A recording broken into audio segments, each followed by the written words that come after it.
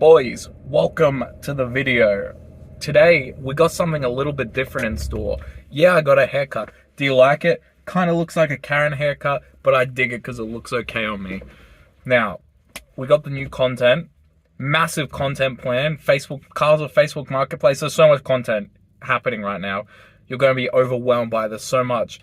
So what I'm going to do to break it up a little bit through the week, we're going to be uploading some stupid shit, such as this video. This video is the harsh reality of changing the oil in your car. You look at a YouTube video, and it's all like, they got the nice cinematics, they don't spill anything. But this is, we spill the fucking oil, we overfill it, we can't even tell the difference between liters and quarts, and it's the reality. It's we lose light and the flashlight dies. So watch the video because this is real life. There's probably no value in terms of learning from it, but come along for the journey and enjoy the trip.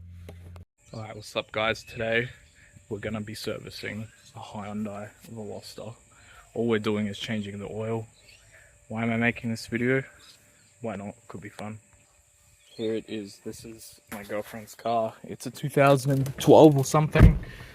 Newish model Hyundai Veloster. It's a non-turbo. Really feeling and that one from I the don't back, even know if there's any videos on the internet of people servicing these. Have I looked? No. But if I'm gonna make YouTube videos, then I just go and do it. So right now I'm driving it into the shed so I can get it onto a jack. Sick. We're in, pretty much. So when I service front wheel drive cars, I usually jack it off there, which is the transmission. It's in an easier spot. Obviously, it's a challenge to lift the jack handle up. So what I do is I just get it as high as possible. And then I flip this upside down, which gives you actually more leverage. As you can see, I can jack it up slightly. There we go, you can see that now, because the handle is upside down. I'm going to jack it up. Eventually, when it's high enough so you're not smashing the front bumper, I can rotate the handle and then go back to jacking like normal. Now, people can tell me in the comment section if jacking up off the transmission is a bad idea. Immediately, you can see there's not much to bite on there, so I'm gonna go ahead and lower this jack, get it in a more secure point. Excuse my coughing. I think I got it better now. Let's have a look. Yeah, that looks pretty okay. Now, what I do is just fucking shake the car around a bit. That stayed on the jack pretty well. I actually had my foot under the tire when I did that, so don't do that. Go and put something under the side to keep it you know, safe in case it does fall. A jack thing, you know what I'm talking about, is usually the best bet. But if you don't have that lying around, as you can see, I haven't cleaned out this area yet. You can just use like a wheel or something. So as my backup, I see a wheel there, I'm going to use that. There we go. That's just an extra layer of insurance in case you don't have the jack stand thing lying around. I got it somewhere here, but don't know where it is. Probably best to put one on the other side. Not everyone has a spare though. Okay, let's get to the work. Now the Veloster, in my opinion, is a very easy car to service. The oil pan sump, sorry. It's very accessible, it's right there. And then just above it, see that black thing there? That's the oil filter. So, I'm gonna go ahead and unzip that. Going into here. It's a 17mm. And yeah, should be pretty easy. This is a very easy car to service, very accessible. Now, one of the benefits of servicing your car yourself is obviously cost, but this particular thing, this was last serviced by the dealer, and they would have used an ugga dugger. If you don't know what that is, look it up, to tighten this boy up. It took a lot of fucking strength and torque to loosen that bolt just now, because they would have just zipped it up. So at least when you do it yourself, you know what to expect. So I'm going to let that drain for a bit, and then I'm going to access the oil filter. Oil seems to be in pretty good condition. I think it's been nearly 20,000 Ks since she last serviced it. But yeah, these cars, they don't really beg for much, do they? Very simple. Now while that's happening, I'm laying here on the floor, I might go ahead and say this is not a tutorial. When you're servicing your car, you should always take the most safety precautions. Like, I don't even know if you can jack from the transmission, and I suggest just putting as much safety things in. Like, I put a wheel on the side, that's probably not enough. Use actual jack stands and then throw a wheel in somewhere, because your safety is the most important thing, and it's far better than saving 60, 100 bucks on a service. This is nearly done, so we're gonna get to the oil filter soon. Now what you can do is you can remove the oil cap and then throw in like 200 ml of oil in there just to flush it out. I'm not going to do that because A, don't really care that much, but B, this is not a performance car. You could see the oil was in very, very healthy, simple condition, so there's really no benefit to me doing that, particularly when I don't really feel like it. So we're going to remove that now. I waited until that's pretty much stopped drizzling. It's still dripping a little bit, so I'm just going to zip this thing up. The 17 mil, give it a little bit of a wipe as well. Pretty simple. Just get it on there, and then I'll tighten it up. With this guy here. So give it another little wipe. Good enough. Whack this on, and we'll just tighten it. I don't know if that's the right way. I can't fucking see anything with the camera. Hard to do this. I have a lot of respect for people who now do YouTube and film their car stuff and whatnot, because this is much harder with one hand with less vision. That's the wrong way, I believe. Spin that boy around. There we go. Hey, we got it. Okay, gonna move this out the way so I don't accidentally smash it and tip it over. Been there before. And yep, that's pretty much good enough. Don't over tighten it, just tighten it till it's pretty firm. Nice, we just drained the oil. Now we're gonna access the filter up top. Where is it? Up there. Now I don't know what the best call of use will be, but we got to keep this oil pan local to us. I'm just gonna try and remove it with my hand, twist style. It's actually in quite a difficult place to reach. I will use two hands. You want to obviously twist it until it's loose. It's not gonna come off and spray oil everywhere. It will just become loose. So I'm gonna try that and see what I can do. Maybe I can keep the film running. I'm gonna use that as light anyway, as you're coming along. Oh man, that's hard to access. It's probably best to remove this under tray. If I don't have to, I'm not going to, because I feel like I can do this without. I think it's moving a little bit. Yep. Yeah, it's definitely moving ever so slightly. I hope you can see. I don't know if you can. Hey, there we go. Okay, I got it loosened. Did you see that? I don't know. Okay, there we go. It's loosened. Gonna pull this bad boy back over, and hopefully when I remove that, it's not gonna get all the oil on the under tray. Let's see what happens, shall we? I reckon that's lined up to the best of my ability. Alright, let's see what happens. Ah, shit! It was just off. Oh well, okay. Let's get that all the way off now. Made a big mess here. Probably would have got it if I wasn't holding the camera, but whatever.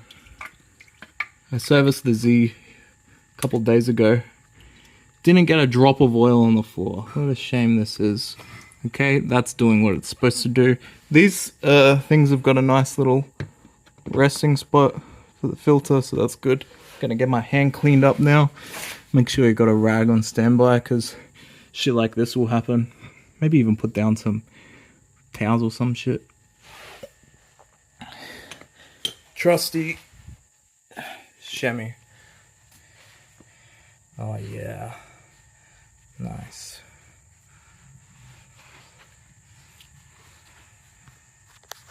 Check this out, we're going wide angle mode.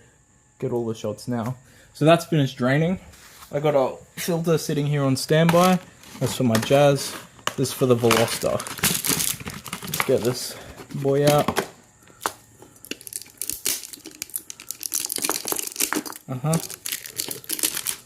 Nice. Now, on the internet, everyone says you're supposed to lube it up with a bit of oil first. It can be the old oil.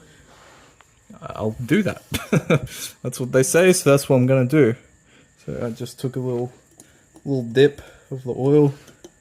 You know, take a couple little dips of it. Yeah, lather it up. 2 fingers now. Sweet as. Look at that. Look at that. That oil condition is actually pretty nice. For what, 20,000 kilometers. Yeah, that's cool. Nice. Look at all that. Look at that. Nice and lubed up. I think you're supposed to put a little bit in it as well. I'm not doing that today. Alright, we're just gonna see if I can get the clip for you. Yeah, there's the thing there. So you just want to line up the hole with the thread. Again, this is not a tutorial. This is just you coming along with the journey, because I'm trying to produce more content. Now, how tight should you have this? That's a good question. I always say just as finger tight as you possibly can, within comfort. That's a shame that it drizzles all over there. It's a bit of a design flaw, in my opinion, but what are you gonna do? Okay, that's fine.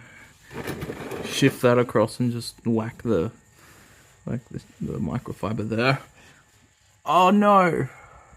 Device is too hot.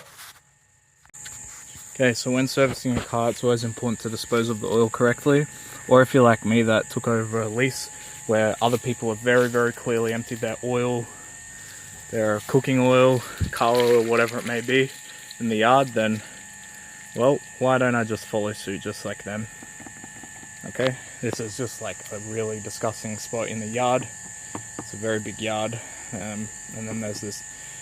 Yeah, I just moved into this house recently, so it's all fucked up from the previous tenant. I also like to reuse these, so tap, water.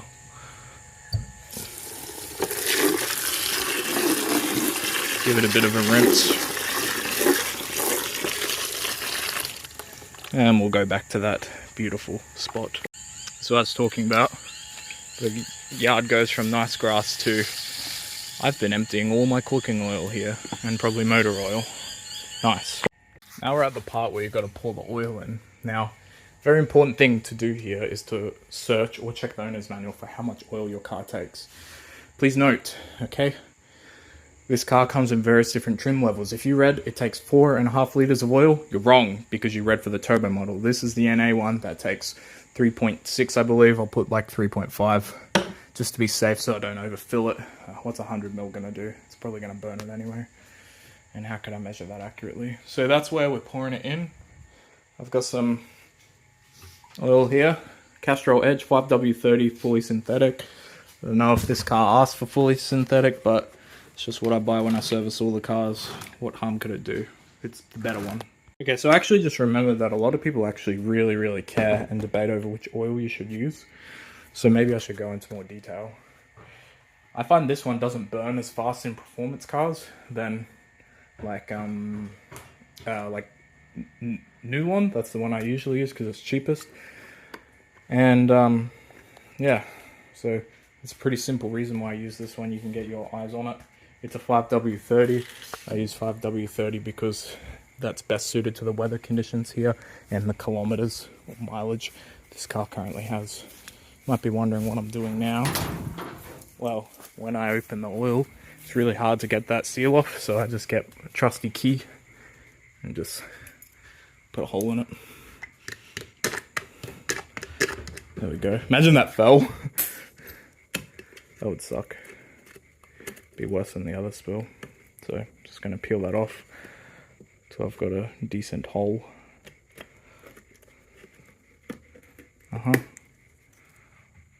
Now what you really should do is you should get a funnel and pour it in there.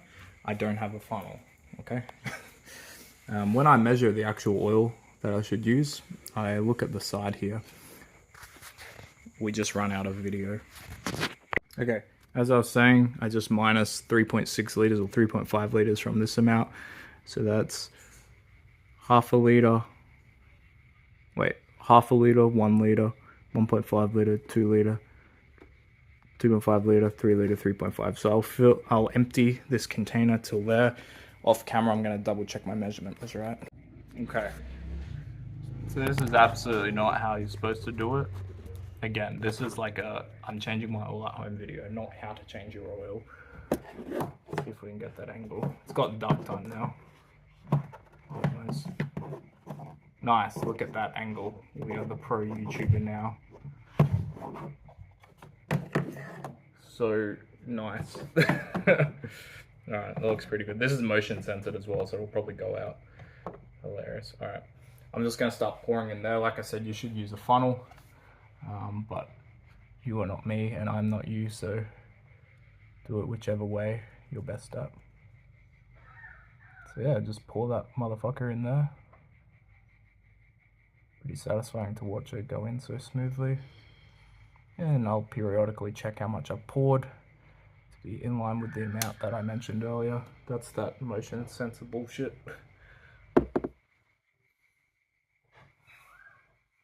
Okay, got plenty to go still. Sometimes you might miss. It's only going to burn off later. Pouring at top speed now. 1 litre to go.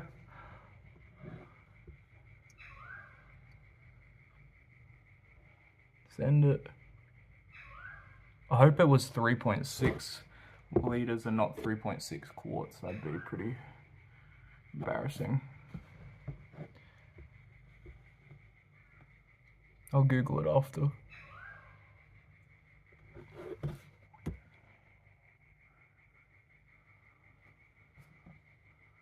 Nice, that's exactly how much we need. Let's put the oil cap on now. And that would indicate we're done here. Now to Google if it was 3.6 litres or 3.6 quarts. Oh, this has got a lockout. That's good. Other cars don't have that. Okay, so I just read it was actually quarts and not litres. So that suggests I have almost overfilled it. Not quite. So 1.5. So 0.5, 0, 0.5, 1, 1.5, 2, 2.5, 3, 3.5. It says it takes 3.3. I put in like pretty much 3.2. I'd say this is a job done. Now you just need to safely remove your jack and the thing that was holding the jack in place. And you have just successfully finished your first oil change. Thank you for watching. Okay, so something of importance that I probably should have mentioned, I always like to do this after an oil change, is to just start the car up for like 30 seconds or a couple minutes after, just to let the new oil cycle, because otherwise, like, you don't want to just go driving with fresh oil. Obviously, make sure there's no smoke coming out. If you overfilled it like I was cautious about just a moment ago, smoke will come out. I have done it before, which probably doesn't come as a surprise. As you can see, there are no smoke or fumes coming out. So that indicates we just changed the oil properly. Guys, make sure you leave all of the thumbs up on the video, okay? Because this was absolutely not a tutorial. I did shit the way that I do it. which is not the exact method, but thank you for coming along. Thank you for watching. See ya in the next video. Mads, I got your car serviced. Yeah, it's done. Thank you, baby. You're welcome.